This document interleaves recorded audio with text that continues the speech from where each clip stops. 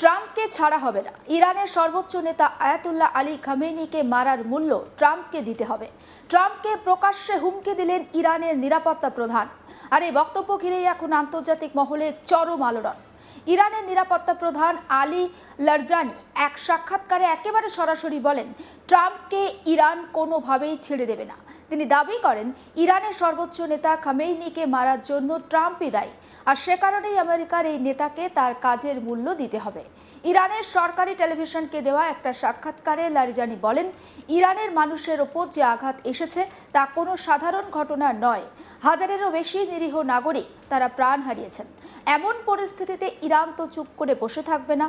লারজানির কথায়, আমরা ট্রাম্পকে ছাড়ব না। তিনি আমাদের নেতাকে শহীদ করেছেন, আমাদের হাজারেরও বেশি মানুষকে শেষ করে দিয়েছে। এই ঘটনার জবাব আমরা অবশ্যই দেব।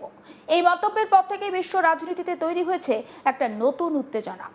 শুধু আমেরিকাকেই নয়, ইরানের নিরাপত্তা প্রধান সতর্ক বার্তা দিয়েছেন পশ্চিম এশিয়ার প্রতিবেশী দেশগুলিকেও। তিনি স্পষ্ট ভাষায় বলেছেন, যদি কোনো দেশ তাদের মাটি আমেরিকার হাতে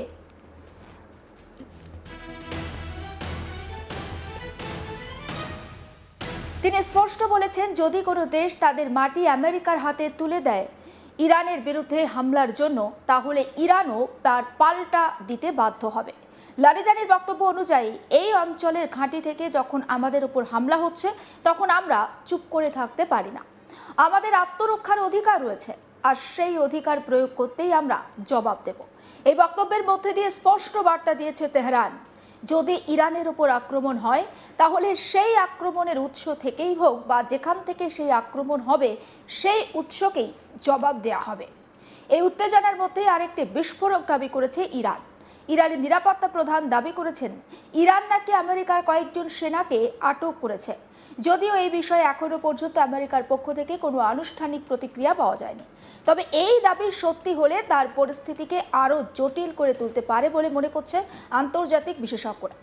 লারজানি আরও অভিযোগ করেছেন, আমেরিকা এবং ইসরায়েল এর মূল লক্ষ্য হলো ইরানকে দুর্বল করা এবং দেশটিকে ভেঙে দেওয়া। তিনি বলেন, আমেরিকা মনে করেছিল ইরানকে তারা খুব সহজেই নিয়ন্ত্রণে নিতে পারবে।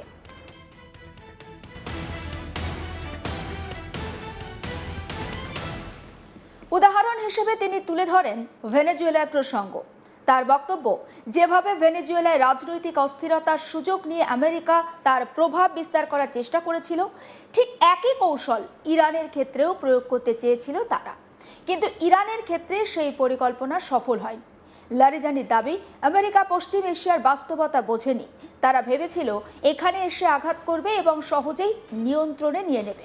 কিন্তু এখন পরিস্থিতি পাল্টে গেছে। তারা নিজেই এই অঞ্চলে ফেঁসে গেছে। আর এই উত্তেজনার মাঝেই এক ভিন্ন বার্তা দিয়েছিলেন ইরানের প্রেসিডেন্ট মাসুদ পেজেশকিয়ান। প্রতিবেশী দেশগুলোর উপর হামলার ঘটনায় তিনি দুঃখ প্রকাশ করেছিলেন। তিনি বলেন, ইরানের লক্ষ্য কোনো প্রতিবেশী দেশ নয়, বরং পরিস্থিতির চাপে কিছু ঘটনা ঘটেছে, যার জন্য তিনি দুঃখিত। কিন্তু এই বক্তব্যের পরই পরিস্থিতি আবারও ঘুরে যায়। ইরানের প্রেসিডেন্টের ক্ষমা প্রার্থনার পর তীব্র কটাক্ষ করেন আমেরিকার প্রেসিডেন্ট ডোনাল্ড ট্রাম্প। তিনি দাবি করেন, ইরান নাকি তার ভয়ে পশ্চিম এশিয়ার দেশগুলোর কাছে আত্মসমর্পণ করে নিয়েছে। এই মন্তব্যকেই সরাসরি অপমান হিসাবে দেখছে তেহরান। আর তারপরই পরিস্থিতি আবারও উত্তপ্ত হয়ে ওঠে। মধ্যপ্রাচ্যে ক্রমশ ঘনীভূত হচ্ছে যুদ্ধের আবহ।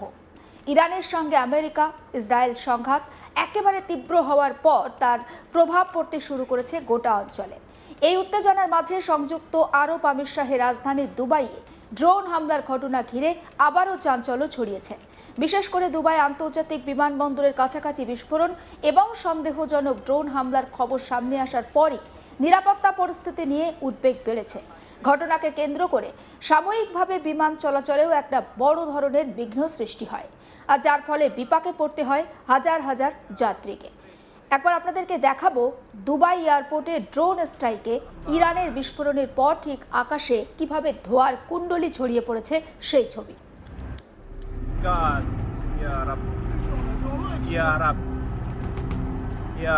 Straight to the aircraft. Straight. Ya Allah. It's another drone. I don't know if you can see or not. প্রাথমিক সূত্রে জানা গিয়েছে দুবাইয়ের দুবাই ইন্টারন্যাশনাল এয়ারপোর্টের নিকটবর্তী এলাকায় একটি ড্রোন হামলার ঘটনা ঘটে। যদিও হামলায় ক্ষয়ক্ষতির পরিমাণ সম্পর্কে এখনও পর্যন্ত বিস্তারিত তথ্য প্রকাশ করা হয়নি, তবে ঘটনার পরপরই বিমানবন্দর চত্বর এবং আশেপাশের এলাকায় জারি করা হয় উচ্চ সতর্কতা। নিরাপত্তা বাহিনী দ্রুত ঘটনাস্থলে পৌঁছে গিয়ে পরিস্থিতি নিয়ন্ত্রণে নিয়ে আসে এবং বিমানবন্দরের নিরাপত্তা আরও জোরদার করা হয়। এই ঘটনার জেরে দুবাই আন্তর্জাতিক বিমানবন্দরে বিমান চলাচল সাময়িকভাবে ব্যাহত হয়েছিল। কর্তৃপক্ষ নিরাপত্তার স্বার্থে কিছু সময়ের জন্য উড়ান পরিষেবা সীমিত করে দেয়। ফলে বিভিন্ন দেশ থেকে আগত এবং দুবাই থেকে যাত্রা করার কথা ছিল এমন বহু ফ্লাইট বাতিল বা বিলম্বিত হয়। যাত্রীদের একাংশকে দীর্ঘ সময় বিমানবন্দরে অপেক্ষা করতে হয়েছে বলেও জানা গিয়েছে। ঘটনার পর সংযুক্ত আরব আমিরশাহীর জাতীয় বিমান সংস্থা এমিরেটস গুরুত্বপূর্ণ ঘোষণা করে। সংস্থার তরফে জানানো হয়, নিরাপত্তাজনিত কারণে দুবাইগামী বেশ কিছু আন্তর্জাতিক ফ্লাইট সাময়িকভাবে বাতিল করা হয়েছে। পরিস্থিতি স্বাভাবিক না হওয়া পর্যন্ত এই সিদ্ধান্ত বহাল থাকতে পারে বলেও ইঙ্গিত দেওয়া হয়েছে। এমিরেটসের একাধিক যাত্রী সামাজিক মাধ্যমে তারা যে ভোগান্তির শিকার হচ্ছেন সে কথা জানিয়েছেন। অনেকে জানিয়েছেন হঠাৎ করে ফ্লাইট বাতিল হওয়ায় তারা বিমানবন্দরে আটকে পড়েছেন এবং বিকল্প ব্যবস্থার জন্য তাদেরকে অপেক্ষা করতে হচ্ছে। বিশেষজ্ঞদের মতে এই হামলার ঘটনাকে মধ্যপ্রাচ্যের চলমান রাজনৈতিক ও সামরিক উত্তেজনার প্রেক্ষাপটে দেখেই বিচার করতে হবে। সম্প্রতি তেহরানে আমেরিকার সামরিক হামলার পর থেকেই পরিস্থিতি দ্রুত জটিল হয়ে উঠেছে। এই হামলাকে কেন্দ্র করে ইরান ক্ষোভ প্রকাশ করে এবং প্রতিশোধ নেওয়ার হুঁশিয়ারি দেয়।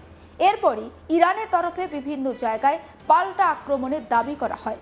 যদিও এই দাবির সত্যতা নিয়ে আন্তর্জাতিক মহলে এখনো নানা প্রশ্ন রয়েছে, তবুও সংঘাত যে ক্রমশ বিস্তৃত হচ্ছে তা নিয়ে বিশেষজ্ঞদের মধ্যে একটা উদ্বেগ বাড়ছে।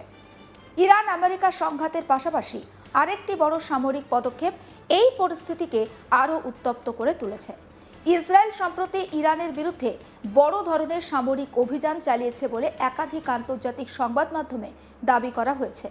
রিপোর্ট অনুযায়ী প্রায় ৮০টি ইসরায়েলি যুদ্ধ বিমান ইরানের বিভিন্ন সামরিক ঘাঁটি লক্ষ্য করে হামলা চালায়। যদিও এই অভিযানের বিস্তারিত তথ্য এখনও প্রকাশ করা হয়নি, তবে এই ঘটনায় মধ্যপ্রাচ্যের নিরাপত্তা পরিস্থিতি নিয়ে উদ্বেগ আরও বেড়েছে। আন্তর্জাতিক পর্যবেক্ষকদের মতে এই সংঘাত যদি দ্রুত নিয়ন্ত্রণে না আনা যায় তাহলে তা বড় আকারের আঞ্চলিক সংঘর্ষে রূপ নিতে পারে। কারণ ইরান, আমেরিকা এবং ইসরায়েলের মতো শক্তিধর রাষ্ট্রগুলির মধ্যে সামরিক উত্তেজনা বৃদ্ধি পাওয়া মানে গোটা মধ্যপ্রাচ্যের স্থিতিশীলতা হুমকির মুখে পড়া। এই পরিস্থিতির প্রভাব ইতিমধ্যেই অর্থনীতিতেও পড়তে শুরু করেছে। বিশেষ করে আন্তর্জাতিক বাজারে অপরিশোধিত তেলের দাম দ্রুত বাড়তে শুরু করেছে।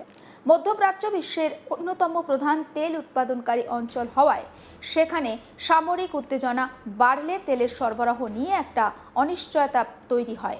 পরিস্থিতি ঠিক কোন দিকে মোড় নেয় অবশ্যই আমাদের নজর থাকবে। আপডেটের জন্য আপনি নজর রাখুন আজ তাক বাংলায়, আর অবশ্যই সাবস্ক্রাইব করুন।